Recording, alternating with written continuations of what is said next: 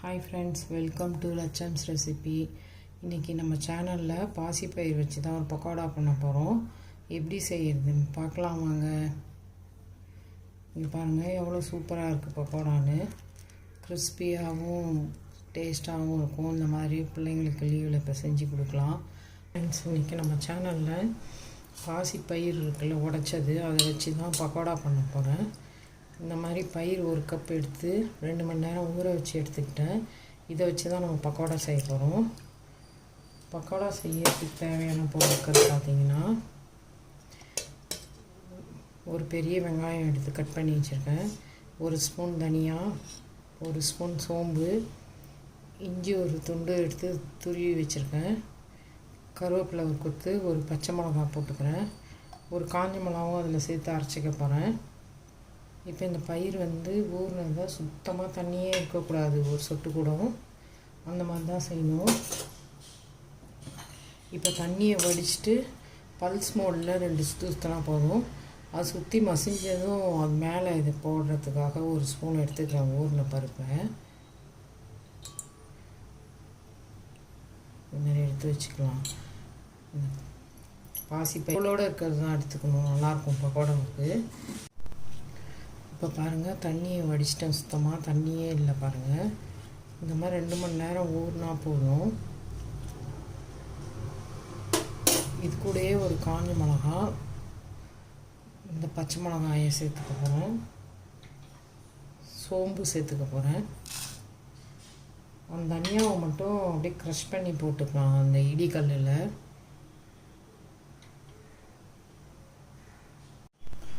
இப்போ பாருங்கள், இந்த பாசி பயிரெலாம் அரைச்சி எடுத்துகிட்டு வந்துட்டேன். பல்ஸ் மோடில் தான் அரைக்கணுங்க. இப்போ காட்டுறேன் பாருங்கள், இந்த அளவுக்கு குறைப்பாக இருக்கணும். தண்ணியே சேர்க்கக்கூடாது. தண்ணி சேர்த்திங்கன்னா அப்புறம் பக்கோடா வராது. இப்போ மிக்சிங் பவுலில் சேர்த்து எப்படி மிக்ஸ் பண்ணுறதுன்னு காட்டுறேன்.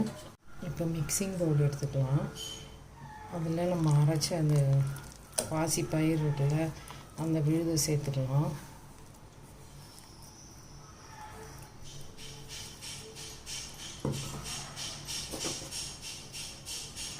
அதில் முழு ஊற வச்சது கொஞ்சம் எடுத்து வச்சோம்னா அதையும் சேர்த்துக்கலாம்.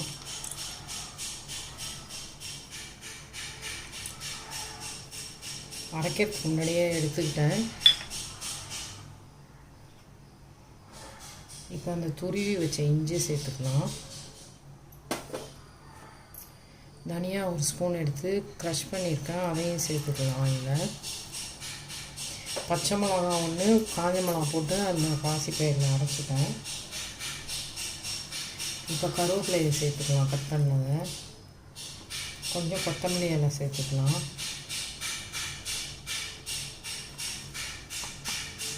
ஒரு பெரிய வெங்காயம் கட் பண்ணி வச்சுருந்தேன்ல, அதை போட்டுக்கலாம்.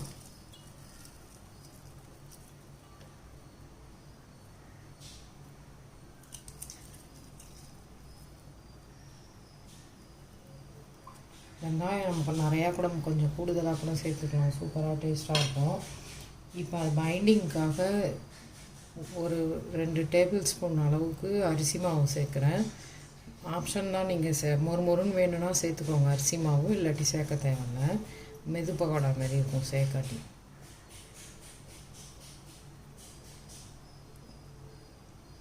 சேர்த்தாச்சு.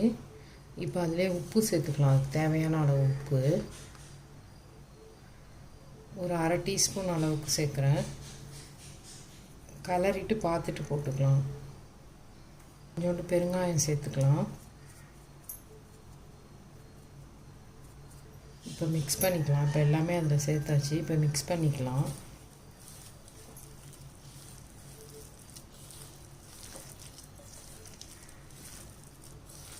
செம சூப்பராக இருக்கும் இந்த பக்கோடா. உடம்புக்கும் நல்லது, மிச்சதும் கிடைக்கிது. அதுதான் இப்போ நான் வாங்கி செஞ்சிடறேன். இந்த மாதிரி நீங்களும் செஞ்சு பாருங்கள். இந்த கன்சிஸ்டன்சியில் இருக்குன்னு இந்த மாதிரி இருந்தால் தான் பக்கோடா போட முடியும் நம்மளால். தண்ணியே சேர்க்காமல் அரைங்க, வடிகட்டிட்டு. இப்போ மிக்ஸ் பண்ணியாச்சு. இப்போ எண்ணெய் காஞ்சிடுச்சு. இந்த மாதிரி கையை நனைச்சிக்கோங்க தண்ணியில். இப்போ பக்கோடாவை எடுத்து நம்ம போடலாம். சின்ன சின்னதாக கிள்ளி போடுங்க, அப்போ தான் மொறு நல்லாயிருக்கும் சூப்பராக. போட்டோடனே மேலே லைட்டாக எழும்பி வருது பாருங்கள், அந்த மாதிரி வரணும். இப்போ அந்த அளவுக்கு எண்ணெய் காஞ்சால் போதும். அப்போ தான் நிதானமாக வெந்து உள்ளலாம் மேலே கிறிஸ்பியாக இருக்கும். இந்த வானலில் எவ்வளோ இடம் இருக்கோ அந்தளவுக்கு நம்ம போட்டால் போதும். பாசிப்பயிறு பக்கோடா சூப்பராக ரெடி ஆகிடுச்சு.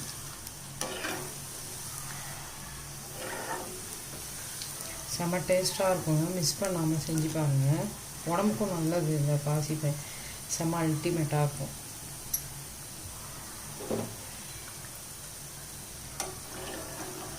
இந்த நுரை அடங்கட்டும்,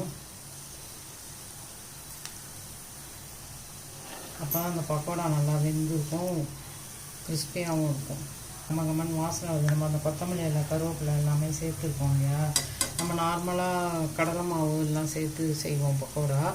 இப்போ இது மாதிரி செஞ்சு பாருங்கள், செம்மையாக இருக்கும். ரொம்ப ஹெல்த்தியானதும் கூட. இப்போ குழந்தைங்க ஸ்கூல்லேயே விட்டுருவாங்கல்ல, இந்த மாதிரிலாம் ஈவினிங் ஸ்நாக்ஸாக நம்ம வீட்டிலே பண்ணி கொடுக்கலாம்.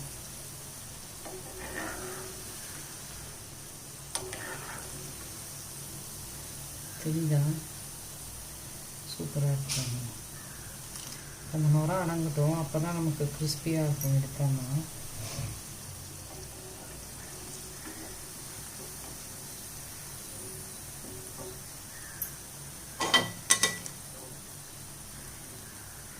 எடுத்துலாம்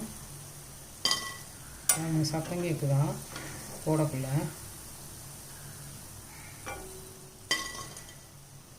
இந்த மாதிரி சத்தம் வரும். அப்படி எடுத்தால் தான் மேலே கிறிஸ்பியாகவும் உள்ள நல்லா வெந்திருக்கும் பாசிப்பயிரெலாம்.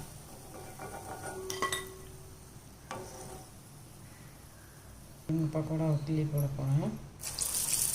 நீங்கள் அதோட பெருசாக வேணுன்னா கொஞ்சம் போட்டுக்கோங்க. ஆனால் சிம்மில் வச்சு கொஞ்சம் மீடியம் ஃப்ளேமில் வச்சுட்டு நல்லா வேக விட்டுடுங்க.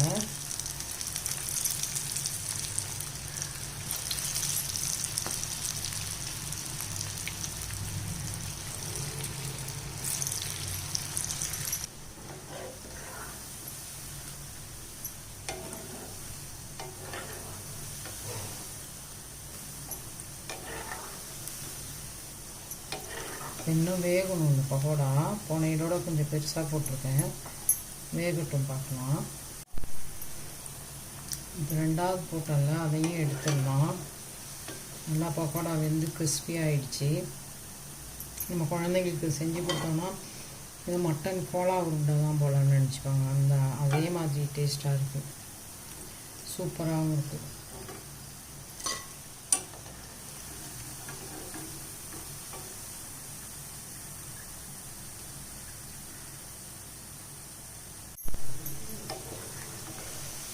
இப்போ இது இன்னும் நல்லா வெந்து கிறிஸ்பியாக வரணும். இப்போ எண்ணெயில் போட்டு சுட்டு எடுத்த பக்கோடா பாருங்கள், செம்மையாக இருக்குது. இப்போ இந்த வீடியோ ரெடி ஆகிடுச்சு. இப்போ எடுத்துடலாம். நல்லா வெந்து கிறிஸ்பியாக ஆகிடுச்சு, எடுத்துடலாங்க.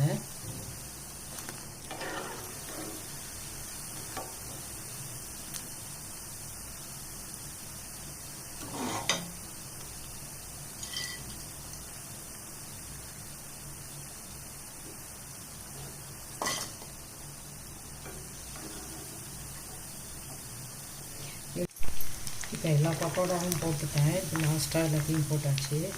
இப்போ இது இன்னொரு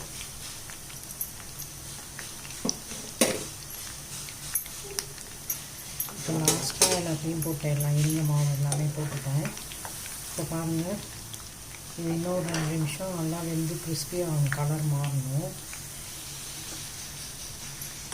ஒரு 2 நிமிஷம் கழிச்சு இதை எடுத்துடலாம். இப்போ பாருங்கள், பாசிப்பயிறு பக்கோடா எல்லாமே செஞ்சு முடிச்சாச்சு. சூப்பராக வந்துடுச்சு. இந்த மாதிரி நீங்களும் செஞ்சு பாருங்கள். எவ்வளோ கிறிஸ்பியாக இருக்குது பாருங்கள். போட்டால் சத்தம் கேட்கணும், அந்த மாதிரி கிறிஸ்பியாக இருக்குது. மேலே உள்ளே நல்லா சாஃப்டாகவும் நல்லா வெந்து இது நல்லாவே கிறிஸ்பியாக எடுத்துட்டேன் நான் பக்கோடாவை. அது பாருங்கள், செம்மையாக இருக்குது. டேஸ்ட்டும் சூப்பராக இருக்கும். இந்த மாதிரி நீங்கள் செஞ்சு பாருங்கள். லட்சம்ஸ் ரெசிபிக்கு லைக் பண்ணுங்கள், ஷேர் பண்ணுங்கள், சப்ஸ்கிரைப் பண்ணுங்கள். தேங்க்யூ. செஞ்சு பார்த்துட்டு எனக்கு ஃபீட்பேக் கொடுங்க.